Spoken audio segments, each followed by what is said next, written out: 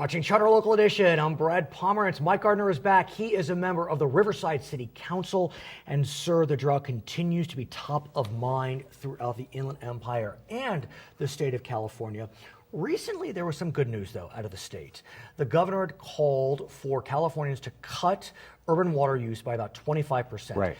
As a state, we met that goal by a bit. Actually exceeded it. 27 and a fraction. Which is nice. Now, each community had its own target given by the State Water Board. Riverside was a little higher than 25% at 28%. Yes. How did the city come in? We came in at about 22.5%. Okay, so below the target for the city and the state, but arguably admirable. I mean, 22.5%, that's pretty good. It is pretty good, and especially if you consider that Riverside's utility has been more proactive in trying to foster conservation for a longer period than many. So we already had achieved a major savings. So 22.5% on top of that is very significant. The question, though, is the State Water Board is going to speak with some of those districts, Riverside as an example, that may have not hit their target. Did you not hit your target by enough to get the scolding? Do you know yet? We do not know yet. Okay. And we actually have a second issue going with the state. And let's talk about that. Okay. It's a fascinating one in my mind. I'm that guy who finds these issues fascinating. But what the state did when they set up the water conservation targets, they set goals of 8 to 36%. Correct. Except a few districts, if they were water independent, and it had to be surface water independent, those districts would only need to cut by 4%. And I understand there are about 5 in Northern California that are surface water independent. Yes. Where is Riverside in this conversation? Riverside is water independent. Riverside Utility has not taken any water from the State Water Project or the Colorado River Aqueduct in many years. There's a connection. It could, but it has not. In 7 years. Riverside's water comes primarily from a basin underlying the city of San Bernardino called the groundwater basin. Groundwater basin. Okay. Called the Bunker Hill Basin. Right. It has more than 4 years supply in it. The water rights have been adjudicated. Riverside truly is water independent. The only difference is it's groundwater as opposed to surface water. So Riverside argued that it thought it should have the same benefit, be entitled to the 4% level. Are you the only community that's making this argument? Are you aware? I'm not aware of another one because I'm not aware of another one that is water independent. Right, there may not be one. Okay, so lawsuit was filed. Petitions have been filed.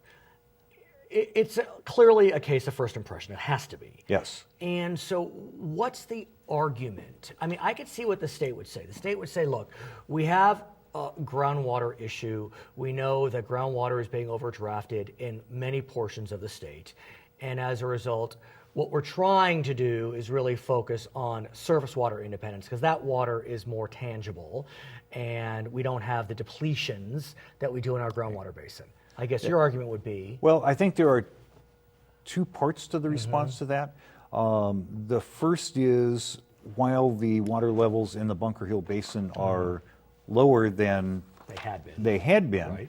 In fact, the wells were originally artesian wells. The water is lower. That's a benefit to the city of San Bernardino because they have a liquefaction issue and they're right on top of the main trace of the San Jacinto and the San Andreas Faults.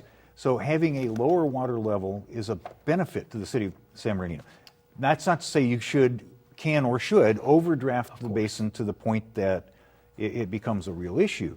But the water levels in the basin do fluctuate when you get a series of wet years. It comes back to levels where the city is actually pumping water in San Bernardino. They're actually pumping water out of basements in the downtown. Wow. So the argument goes that you are independent, you have a 4-year supply. But, I mean, look, I used to be a lawyer. I don't think you're a lawyer. So, I mean, that seems like a good policy argument. But as a matter of law, is it an argument that's winning? We don't know whether it will win yet or not. As a matter of fairness, Riverside believes that it should. We'll see. That our staff met with State Water Resources Board staff and discussed this issue before the petition was filed. I see. They were pretty receptive. It was a Oh, really? positive meeting. Okay. But they knew that we had a timeline to meet to file our writ, and that time has come and gone. They have not yet acted, but they may, without us ever getting to court, Right. agree. That's a possibility. Have you been part of programs to incentivize residents to remove their turf? Yes. Are these artificial turf programs? Artificial turf is one route. Low water demand, drought tolerant planting Sure. is another. The reason I ask is there's no doubt that artificial turf has become kind of the popular response, the popular way to get around the drought du jour. You know, let's put in some artificial turf. But now we're getting a little pushback.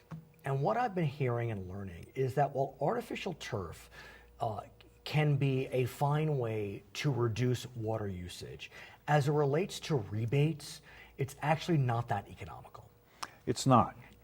And so I'm wondering, have we jumped on a bandwagon that we should not have? Well, the whole issue of paying to remove turf, no matter what you replace it with, may not be the most economic way to go.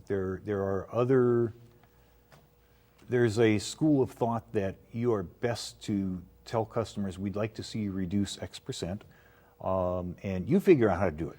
If you want to use more efficient irrigation than what you have, or you want to cut back the hours of irrigation, or you want to not irrigate the backyard Right. anymore, those are the kinds of things that you can pick from. And some utilities actually have given their customers a water budget. Right. And you But- pay through the nose if you Right. exceed that. I'm just wondering, though, if we've really hopped on a train and we can't get off of these artificial turf rebates. They aren't being offered in Riverside any longer because the MWD? money dried up. Right, the money dried up. But still, there's kind of like a zeitgeist about artificial turf, and people are trying to one-up each other with their artificial turf. And what I've learned is that if you really look at the economics of it, the most efficient use of rebate programs would be through appliances that are more water efficient.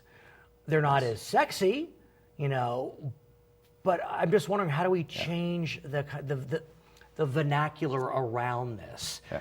It's a really significant portion of water use in the residential sector in Riverside is outdoor irrigation. No So doubt. if we can reduce that helps. We do continue to offer rebates for water efficient appliances, Right. toilets, shower And heads, I all know- those things. And I know part of the MWD program, which I think totaled $450 million and got snapped up in weeks. Yes. There was, I think, $110 million for appliances, but it's still 25% of 100%. Yes.